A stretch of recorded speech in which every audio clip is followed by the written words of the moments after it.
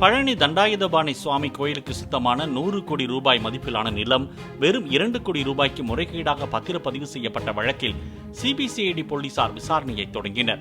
CBCID DSP Ajay தங்கம் தலைமையிலான குழு புதிதாக முதல் தகவல் அறிக்கையை பதிவு செய்வதற்கான பணிகளில் ஈடுபட்டுள்ளது.